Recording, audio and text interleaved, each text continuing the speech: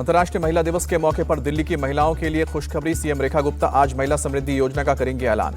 दिल्ली की 18 लाख महिलाओं को हर महीने 2,500 रुपए का वादा पूरा करेगी सरकार। दोपहर 12 बजे जवाहरलाल नेहरू स्टेडियम में होगा योजना का ऐलान। महिलाओं से किया गया एक वादा और आज पूरा करेगी बीजेपी सरकार। सीएम रेखा गुप्ता होली और दिवाली के मौके पर एक फ्री सिलेंडर देने की करेंगे ऐलान। दिल्ली कैबिनेट आज दोनों योजनाओं पर लगाएगी मुहर। सीएम रेखा ने सुबह 11 बजे बुलाई है कैबिनेट की बैठक। महिला दिवस पर आज महिला पुलिसकर्मी करेंगे पीएम मोदी की सुरक्षा। नवसारी कार्यक्रम में तैनात होंगी 3,000 महिला पुलिसकर्मी। पीएम मोदी आज सुबह 10:30 बजे नवसारी में लखपति दीदी कार्यक्रम में करेंगे शिरकत। 1,10,000 से ज्यादा महिलाएं कार्यक्रम में भाग लेंगी। गुजरात पुलिस की महिला फोर्स पर लखपति दीदी कार्यक्रम की योजना की पूरी जिम्मेदारी पुलिसिंग के क्षेत्र में एक नया मील का पत्थर साबित होगा।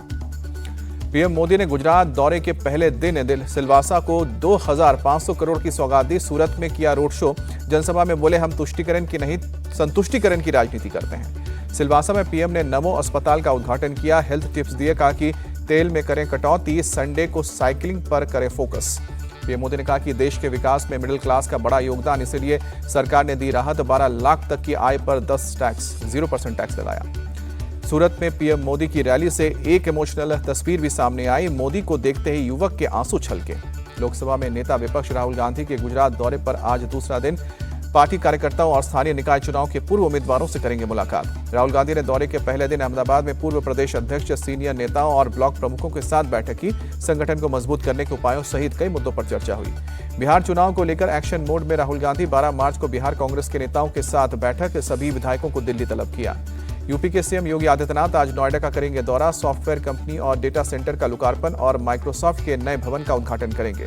सीएम योगी ग्रेटर नोएडा में शारदा यूनिवर्सिटी के कैंपस में बने कैंसर हॉस्पिटल का उद्घाटन भी करेंगे। दादरी में एक जनसभा को संबोधित करेंगे। सपा नेता अबू आजमी ने विधानसभा स्पीकर को लिखा खत, निलंबन वापस लेने की मांग की।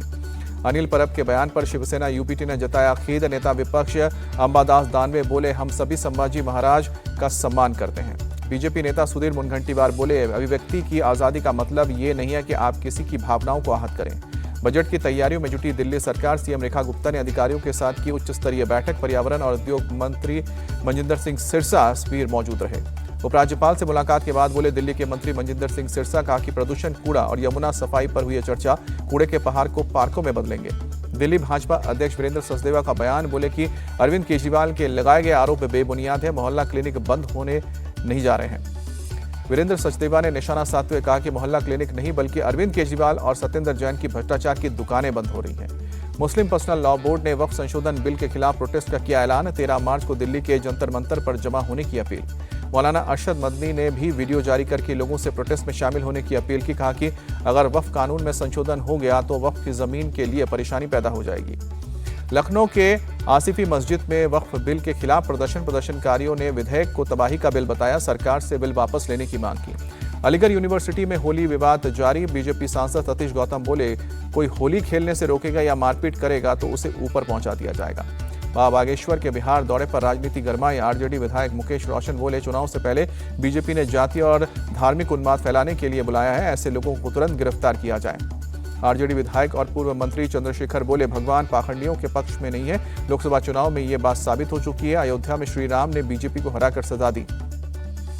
विरोधियों को धीरेन्द्र शास्त्री का करारा जवाब, कहा कि बिहार में जितना विरोध होगा उतनी मजबूती से आऊंगा। हिंदू राष्ट्र की आवाज सबसे ज्यादा बिहार से उठेगी। विपक्ष के आरोपों पर बाबा बागेश्वर बोले, मैं यहाँ हिंदुओं को एक करने आया हूँ। हम किसी के प्रचारक नहीं है, हिंदुत्व के विचारक हैं। हम 150 करोड़ हिंदुओं की लड़ाई लड़ रहे हैं। धीरेन्द्र शास्त्री के बयान पर बोले मंत्री मोहम्मद जमा खान, ये चुनाव का समय है, बिहार के विकास की बात होनी चाहिए। 1000 साल बाद सोमनाथ ज्योतिर्लिंग के पवित्र अवशेषों का गुरुदेव श्री श्री रविशंकर ने पहली बार पटना में किया अनावरण। लाखों लोगों ने किया दुर्लभ दर्शन। श्री श्री रविशंकर ने कहा कि जहां आस्था जागृत होती है और श्रद्धा गहरी होती है, वहां स्वयं भगवान प्रकट होते हैं। तमिलनाडु के सीएम ने केरल, आंध्र प्रदेश, तेलंगाना, पश्चिम बंगाल सहित कई राज्यों के मुख्यमंत्रियों को पत्र लिखा। न्यू एजुकेशन पॉलिसी और परिसीमन पर समर्थन देने की मांग की। बंगाल बीजेपी के चीफ सुकांतो मजूमदार का ममता बनर्जी पर हमला जारी। कहा कि ममता हिंदुओं को लुभाने के लिए मंदिर जा रही है, अब हिंदू ममता के साथ नहीं है। सुकांतो मजूमदार ने ममता की तुलना रावण से की। कहा कि ऐसे लोगों से सावधान रहने की जरूरत है। जम्मू कश्मीर विधानसभा में 6 साल बाद बजट पेश। सीएम उमर अब्दुल्ला ने कहा कि यह आर्थिक विकास के लिए एक रोड मैप है। जम्मू कश्मीर के बजट में महिलाओं के लिए फ्री बस सेवा का ऐलान है। मरीज असिस्टेंट स्कीम में मिलेंगे 75,000 रुपए। लखपति दीदी स्कीम के तहत 40,000 महिलाओं की मदद की जाएगी। बजट में 390 करोड़ रुपए टूरिज्म सेक्टर के लिए आवंटित। स्वास्थ्य क्षेत्र में सुधार के लिए 2 एम्स और 10 नए नर्सिंग कॉलेज खोले जाने का प्रावधान। गरीब परिवारों को 200 यूनिट मुफ्त बिजली मिलेगी। विपक्ष से बजट की आलोचना के अलावा कुछ उम्मीद नहीं है। यह बजट जम्मू कश्मीर के लोगों के लिए प्रेम पत्र है। सीएम उमर अब्दुल्ला का बयान। फारूक अब्दुल्ला ने बजट को बताया शानदार। कहा कि हर वर्ग को ध्यान में रखकर बजट बनाया गया है। उम्मीद है लोगों को राहत मिलेगी। जम्मू कश्मीर कांग्रेस अध्यक्ष तारिक हमीद ने बजट को जनहित में बताया। इससे लोगों की आकांक्षाओं को पूरा किया गया है। पीडीपी नेता इल्तिजा मुफ्ती ने जम्मू कश्मीर को शुष्क राज्य घोषित करने की मांग की है। बोले कि जम्मू कश्मीर में बहुत बेरोजगारी है। बीजेपी बजट को बताया जुमलेबाजी। नेता प्रतिपक्ष सुनील शर्मा बोले बजट में ओबीसी, एससी, एसटी के लिए कुछ नहीं है। दिहाड़ी मजदूरों को कुछ नहीं मिला। राजस्थान के टोंक में फिर गौवंश के अवशेष मिलने से तनाव। हिंदू संगठनों के आक्रोश को देखते हुए भारी तादाद में पुलिस बल तैनात की गई। बीएसएनएल दफ्तर के पास मिला गौवंश का अवशेष। बीजेपी के कई नेताओं ने मौके पर पहुंचकर जताया विरोध। प्रशासन ने किया कार्रवाई का दिया भरोसा। जयपुर के वैशाली नगर में भी गौवंश का सिर मिलने से हड़कंप मचा। हिंदू संगठनों ने तुरंत कार्रवाई की मांग की। हिंदू समुदाय ने पास के समुदाय विशेष पर लगाया आरोप। पुलिस से आसपास लगे सीसीटीवी की जांच करने की मांग की। एमपी के दमोह में गौ हत्या के विरोध में हिंदू संगठनों का उग्र प्रदर्शन। बाजार रहे बंद। एसडीएम और पुलिस को सौंपा गया ज्ञापन। गाजियाबाद में पुलिस और बदमाशों के बीच मुठभेड़। जवाबी कार्रवाई में बदमाश घायल हुए। घायल बदमाशों को इलाज के लिए अस्पताल में कराया गया भर्ती। पुलिस पूछताछ में जुटी। एमपी में बुरहानपुर के असीरगढ़ गांव में एक खेत से मुगलकालीन सिक्के मिलने की अफवाह फैली। आसपास के गांव के लोग जमा होकर खेतों की खुदाई कर रहे हैं। असीरगढ़ गांव में हाईवे निर्माण के लिए खुदाई के दौरान मजदूरों को मिले थे कुछ सिक्के। खबर फैलते ही आसपास के गांव के लोगों के आना शुरू किया। कुछ लोग मेटल डिटेक्टर लेकर भी पहुंचे। कांग्रेस नेता अजय सिंह रघुवंशी ने रातों रात इतने लोगों के जमा होने पर जताई चिंता। पुलिस और प्रशासन से तुरंत कार्रवाई करने की मांग की। छत्तीसगढ़ के नारायणपुर में खदान में आईईडी ब्लास्ट। हादसे में एक मजदूर की मौत, एक घायल। सोने की तस्करी के मामले में इकोनॉमिक ऑफेंस कोर्ट ने एक्ट्रेस रानिया राव को डीआरआई कस्टडी में भेजा। 9 मार्च से 11 मार्च तक कस्टडी में रहेंगी नानिया। दिल्ली के इंदिरा गांधी एयरपोर्ट पर महिला कांस्टेबल ने सर्विस रिवॉल्वर से खुद को गोली मारकर की खुदकुशी। सीआईएसएफ में तैनात थी मृतक कांस्टेबल। अश्लील टिप्पणी मामले में रणवीर अलाहाबादिया गुवाहाटी क्राइम ब्रांच के सामने पेश हुए। क्राइम ब्रांच में अपना बयान भी दर्ज कराया। पूर्व खिलाड़ी वीरेंद्र सहवाग के भाई विनोद सहवाग को पुलिस ने अरेस्ट किया। 7 करोड़ रुपए के चेक बाउंस से जुड़ा है मामला। अदालत ने विनोद को भगौड़ा भी घोषित किया है। मूडा के मामले में कर्नाटक सीएम की पत्नी को बड़ी राहत। हाईकोर्ट ने ईडी का समन खारिज किया। महाराष्ट्र में 400 से अधिक उर्दू मीडियम में स्कूलों में अनियमितता की शिकायत। सीएम फडणवीस ने दिए जांच के आदेश। 11 और 12 मार्च को मॉरिशस की राजकीय यात्रा पर रहेंगे पीएम मोदी। विदेश मंत्रालय ने कहा कि राष्ट्रीय दिवस समारोह में शामिल होंगे। उत्तराखंड के गोविंद घाट पर पूलना गांव और हेमकुंड साहिब मार्ग के लिए अस्थायी पुल का निर्माण पूरा हुआ। मुख्यमंत्री के निर्देश पर हुआ निर्माण। अलकनंदा नदी पर बनाया गया है अस्थायी पुल। लोगों को आने जाने में मदद मिलेगी।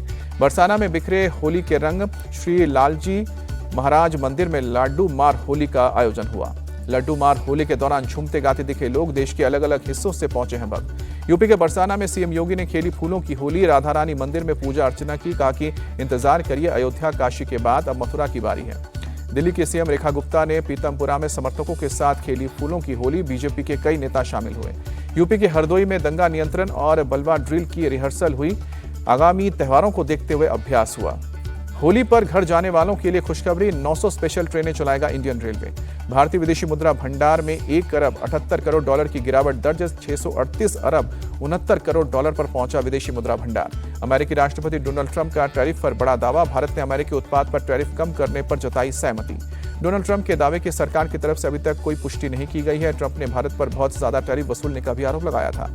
राष्ट्रपति ट्रंप ने कोलंबिया विश्वविद्यालय को मिलने वाले 40 करोड़ डॉलर के संघीय अनुदान रद्द किया। विश्वविद्यालय में यहूदी छात्रों के उत्पीड़न के मामले में उठाया सख्त कदम। राष्ट्रपति ट्रंप ने यूक्रेन के बाद रूस को भी धमकाया। देर होने से पहले रूस और यूक्रेन के बातचीत के लिए राजी हो जाएं। ईरान के न्यूक्लियर प्रोग्राम की तेजी देख चढ़ा राष्ट्रपति ट्रंप का पारा। ईरान के supreme leader ayatollah Ali Khomeini को पत्र लिखकर बातचीत की इच्छा जताई है। विमेंस प्रीमियर लीग में गुजरात लायंस की जीत। दिल्ली कैपिटल्स को 5 विकेट से हराया। पॉइंट्स टेबल में दूसरे नंबर पर पहुंची गुजरात। मुंबई को तीसरे नंबर पर ढकेला। चैंपियंस ट्रॉफी का फाइनल मुकाबला जीतने के साथ ही रिकॉर्ड बनाएगी टीम इंडिया। सबसे ज्यादा टूर्नामेंट का खिताब जीतने वाली टीम बन सकती है। टीम इंडिया 3 खिताब जीतने वाली दुनिया की पहली टीम बन सकती है। चैंपियंस ट्रॉफी के फाइनल मुकाबले में इतिहास रच सकते हैं किंग कोहली। 46 रन और बनाते ही चैंपियंस ट्रॉफी में सबसे ज्यादा रन बनाने का रिकॉर्ड तोड़ेंगे। अभी क्रिस गेल के नाम है 791 रन। रविवार को फाइनल मुकाबले में उतरते ही सचिन और जहीर खान के क्लब में शामिल होंगे Virat Kohli. 5 ICC ODI event के फाइनल वाले खिलाड़ी बनेंगे।